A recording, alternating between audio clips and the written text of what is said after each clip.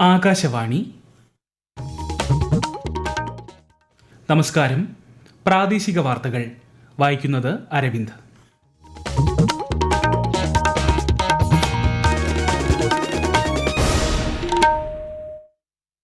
പ്രധാന വാർത്തകൾ. ഭാരതം ഉൽപാദനത്തിന്റെ ശക്തി കേന്ദ്രമായി മാറിയെന്ന് പ്രധാനമന്ത്രി നരേന്ദ്രമോദി.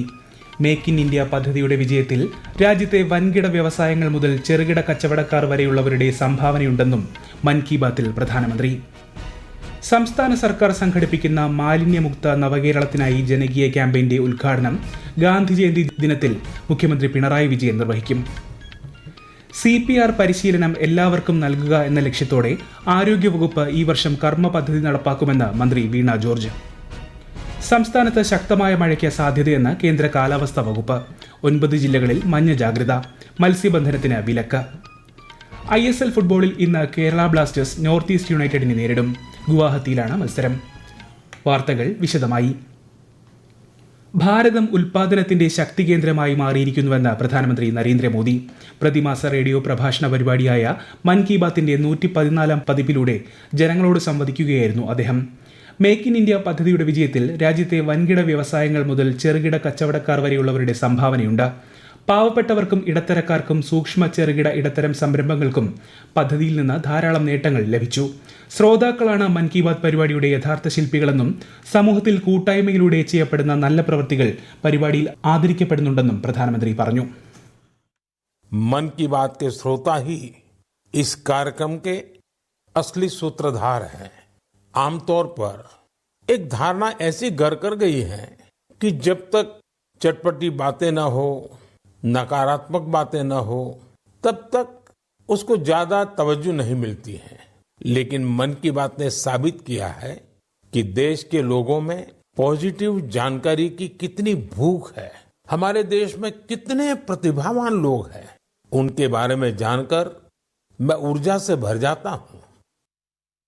സ്വച്ഛ് ഭാരത് പരിപാടി 1 ദശകം പിന്നിട്ടതായി ചൂണ്ടിക്കാട്ടിയ ശ്രീ മോദി 23,000-ലധികം കസേരകൾ നന്നാക്കി വീണ്ടും ഉപയോഗയോഗ്യമാക്കിയ കോഴിക്കോട്ടെ സുബ്രഹ്മണ്യന്റെയും മാഹി കടൽ തീരത്ത് ഉൾപ്പെടെ ശുചീകരണ പ്രവർത്തനങ്ങൾ നടത്തുന്ന രമ്യയുടെയും വിശേഷങ്ങൾ മൻ കി ബാത്തിൽ പങ്കുവച്ചു. മാറുന്ന കാലത്ത് തൊഴിലുകളുടെ സ്വഭാവം മാറുകയും പുതിയ മേഖലകൾ ഉയർന്നു വരികയും ചെയ്യുന്നതായി പ്രധാനമന്ത്രി അഭിപ്രായപ്പെട്ടു. സംസ്ഥാന സർക്കാർ സംഘടിപ്പിക്കുന്ന മാലിന്യമുക്ത നവകേരളത്തിനായി ജനകീയ ക്യാമ്പയിന്റെ സംസ്ഥാനതല ഉദ്ഘാടനം ഒക്ടോബർ 2 മുഖ്യമന്ത്രി പിണറായി വിജയൻ നിർവഹിക്കും. കൊല്ലം കൊട്ടാരക്കരയിൽ നടക്കുന്ന ചടങ്ങിൽ മന്ത്രി KN ബാലഗോപാൽ അധ്യക്ഷനാകും. കൊട്ടാരക്കര വികസന പദ്ധതിയുടെ ഭാഗമായ പുലമൺ തോട് പുനരുജ്ജീവന പ്രഖ്യാപനവും ചടങ്ങിൽ മുഖ്യമന്ത്രി നിർവഹിക്കും. ഒക്ടോബർ 2 ആരംഭിച്ച് 2025 മാർച്ച് 30 അന്താരാഷ്ട്ര ശൂന്യ മാലിന്യ ദിനത്തിൽ സമ്പൂർണ്ണ മാലിന്യമുക്ത കേരളം സാധ്യമാക്കാൻ കഴിയും വിധമാണ് ക്യാമ്പയിൻ ആസൂത്രണം ചെയ്തിട്ടുള്ളത്. ഇന്ത്യയിലെ ആദ്യത്തെ സൂപ്പർ കപ്പാസിറ്റർ ഉൽപാദന കേന്ദ്രം കണ്ണൂർ കല്യാശ്ശേരിയിൽ സജ്ജമാകുന്നു. 1ാം ഘട്ടത്തിന്റെ ഉദ്ഘാടനം മറ്റന്നാൾ മുഖ്യമന്ത്രി പിണറായി വിജയൻ നിർവഹിക്കും. പ്രതിദിനം 2000 സൂപ്പർ കപ്പാസിറ്ററുകൾ ഉൽപ്പാദിപ്പിക്കാൻ ശേഷിയുള്ള സംവിധാനമാണ് കെൽട്രോണിൽ സജ്ജമായിട്ടുള്ളത്. ISROയുടെ സാങ്കേതിക സഹകരണത്തോടെയാണ് പദ്ധതി നടപ്പാക്കുന്നത്. ഇന്ന് ലോക ഹൃദയ ദിനം. CPR സംബന്ധിച്ച പരിശീലനം എല്ലാവർക്കും നൽകുക എന്ന ലക്ഷ്യത്തോടെ സംസ്ഥാന ആരോഗ്യവകുപ്പ് ഈ വർഷം കർമ്മ പദ്ധതി നടപ്പാക്കുമെന്ന് ഹൃദയദിന സന്ദേശത്തിൽ മന്ത്രി വീണ ജോർജ് പറഞ്ഞു. ഇടുക്കി ജില്ലയിൽ കൂടി കാത്ത് ലാബ് സ്ഥാപിക്കുന്നതോടെ എല്ലാ ജില്ലകളിലും കാത്ത് ലാബുള്ള സംസ്ഥാനമായി കേരളം മാറും. ഹൃദ്യം പദ്ധതിയിലൂടെ 7,587 കുട്ടികൾക്ക് സൗജന്യ ഹൃദയ ചികിത്സ നൽകാൻ സാധിച്ചുവെന്നും ആരോഗ്യമന്ത്രി പറഞ്ഞു. തിരുവനന്തപുരം കോട്ടയ്ക്കകത്തെ നവരാത്രി പൂജയ്ക്കായി കന്യാകുമാരി ജില്ലയിലെ പത്മനാഭപുരം കൊട്ടാരത്തിൽ നിന്നുള്ള നവരാത്രി വിഗ്രഹ എഴുന്നള്ളത്ത് മറ്റന്നാൾ ആരംഭിക്കും. ഘോഷയാത്രയ്ക്കായി ശുചീന്ദ്രം ക്ഷേത്രത്തിൽ നിന്നുള്ള 300 അംഗ വിഗ്രഹത്തെ നാളെ രാവിലെ പത്മനാഭപുരത്തേക്ക് എഴുന്നള്ളിക്കും. ഒക്ടോബർ 3 വൈകിട്ട് ഘോഷയാത്ര തിരുവനന്തപുരത്തെത്തും. പത്മനാഭപുരം കൊട്ടാരത്തിലെ ഉപ്പരിക്ക മാളികയിൽ മറ്റന്നാൾ രാവിലെ നടക്കുന്ന ഉടവാൾ കൈമാറ്റ ചടങ്ങിൽ മന്ത്രിമാരായ VN വാസവൻ, രാമചന്ദ്രൻ കടന്നപ്പള്ളി തുടങ്ങിയവർ പങ്കെടുക്കും. തുടർന്ന് കൊട്ടാരവളപ്പിലെ തേവാരക്കെട്ട് സരസ്വതി ദേവി, വേളിമല കുമാരസ്വാമി, ശുചീന്ദ്രം 300 അംഗ ദേവവിഗ്രഹങ്ങളുമായി തിരുവനന്തപുരത്തേക്ക് ഘോഷയാത്ര ആരംഭിക്കും. പോലീസിന്റെ ഫോൺ ചോർത്തിയെന്ന പരാതിയിൽ കോട്ടയം കറുകച്ചാൽ പോലീസ് സ്റ്റേഷനിൽ PV അൻവർ MLAക്കെതിരെ കേസ് രജിസ്റ്റർ ചെയ്തു. കോട്ടയം നെടുംകുന്നം സ്വദേശിയുടെ പരാതിയിലാണ് കേസ്. പ്രത്യേക അന്വേഷണ സംഘത്തിന് കേസ് കൈമാറുമെന്ന് പോലീസ് അറിയിച്ചു.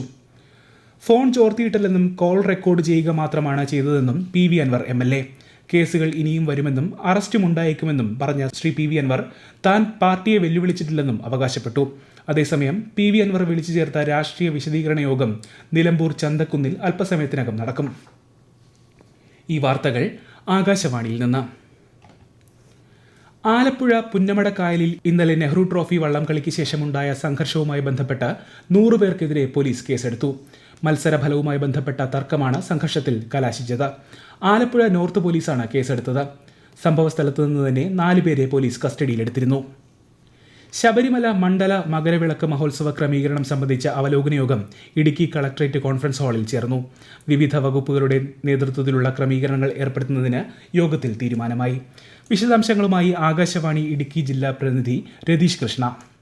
തീർത്ഥാടന പാതയിൽ സുരക്ഷയ്ക്കാവശ്യമായ പോലീസിനെ വിന്യസിക്കും. പൊതുമരാമത്ത് വകുപ്പ് മുഖേന റോഡിലെ അറ്റകുറ്റപ്പണികൾ തീർത്ത് മുന്നറിയിപ്പ് ബോർഡുകൾ സ്ഥാപിക്കും. കുമളി ടൗണിൽ ഗതാഗത നിയന്ത്രണം ഏർപ്പെടുത്തും. അസിസ്റ്റന്റ് ഫുഡ് സേഫ്റ്റി കമ്മീഷണറുടെ നേതൃത്വത്തിൽ ഭക്ഷ്യസാധനങ്ങളുടെ അളവ് തൂക്കം, ഗുണനിലവാരം, വില നിയന്ത്രണം എന്നിവ പരിശോധിക്കുന്നതിന് പ്രത്യേക സ്ക്വാഡ് രൂപീകരിക്കും. കാനനപാതയിൽ വനം വന്യജീവി വകുപ്പിന്റെ നേതൃത്വത്തിൽ വിവിധ ഭാഷയിലുള്ള അറിയിപ്പ്, സൂചന, ദിശാബോർഡുകൾ ക്രമീകരിക്കും. BSNL മൊബൈൽ ടവറുകൾ, സുസജ്ജമായ ഇൻഫർമേഷൻ ഹെൽപ്പ് ഡെസ്കുകൾ, വയർലെസ് തുടങ്ങിയ സംവിധാനങ്ങൾ ഏർപ്പെടുത്തും. ജില്ലാതലത്തിൽ വിവിധ വകുപ്പുകളെ ഉൾപ്പെടുത്തി സ്ക്വാഡുകൾ രൂപീകരിക്കും എന്നതുൾപ്പെടെ നിരവധി തീരുമാനങ്ങൾ യോഗത്തിലുണ്ടായി.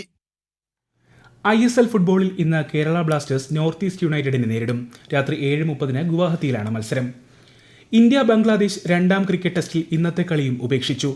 മൈതാനത്തെ നനവ് കാരണമാണ് മത്സരം ആരംഭിക്കാൻ കഴിയാതിരുന്നത്. 2ാം ദിവസമായ ഇന്നലെയും കളി ഉപേക്ഷിച്ചിരുന്നു. കാൺപൂരിൽ നടക്കുന്ന മത്സരത്തിൽ 1ാം ഇന്നിംഗ്സിൽ ആദ്യം ബാറ്റിംഗ് തുടങ്ങിയ ബംഗ്ലാദേശ് ആദ്യ ദിനം കളി അവസാനിക്കുമ്പോൾ 3 വിക്കറ്റ് നഷ്ടത്തിൽ 107 റൺസ് എന്ന നിലയിലായിരുന്നു. സംസ്ഥാനത്ത് ശക്തമായ മഴയ്ക്ക് സാധ്യതയെന്ന് കേന്ദ്ര കാലാവസ്ഥാ വകുപ്പ്. തിരുവനന്തപുരം, പത്തനംതിട്ട, ഇടുക്കി, കോട്ടയം, എറണാകുളം, കോഴിക്കോട്, വയനാട്, കണ്ണൂർ, കാസർഗോഡ് ജില്ലകളിൽ ഇന്ന് മഞ്ഞ ജാഗ്രതയാണ്. ശക്തമായ കാറ്റിനും മോശം കാലാവസ്ഥയ്ക്കും സാധ്യതയുള്ളതിനാൽ മത്സ്യത്തൊഴിലാളികൾ കടലിൽ പോകരുതെന്നും നിർദ്ദേശമുണ്ട്. തിരുവനന്തപുരം ജില്ലയിൽ 3 പേർക്ക് കൂടി അമീബിക് മസ്തിഷ്ക ജ്വരം സ്ഥിരീകരിച്ചു. തിരുമല, മുള്ളുവിള, തിരുവല്ലം സ്വദേശികളായ സ്ത്രീകൾക്കാണ് രോഗം സ്ഥിരീകരിച്ചത്. ഇതിൽ തിരുമല, മുള്ളുവിള സ്വദേശിനികൾക്ക് ഇന്നലെയും തിരുവല്ലം സ്വദേശിനിക്ക് ഇന്നുമാണ് രോഗം സ്ഥിരീകരിച്ചത്.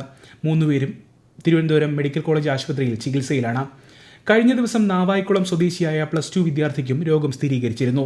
ഇതോടെ തിരുവനന്തപുരം ജില്ലയിൽ ഒരാഴ്ചക്കിടെ അമീബിക് മസ്തിഷ്ക ജ്വരം സ്ഥിരീകരിച്ചവരുടെ എണ്ണം 4ആയി.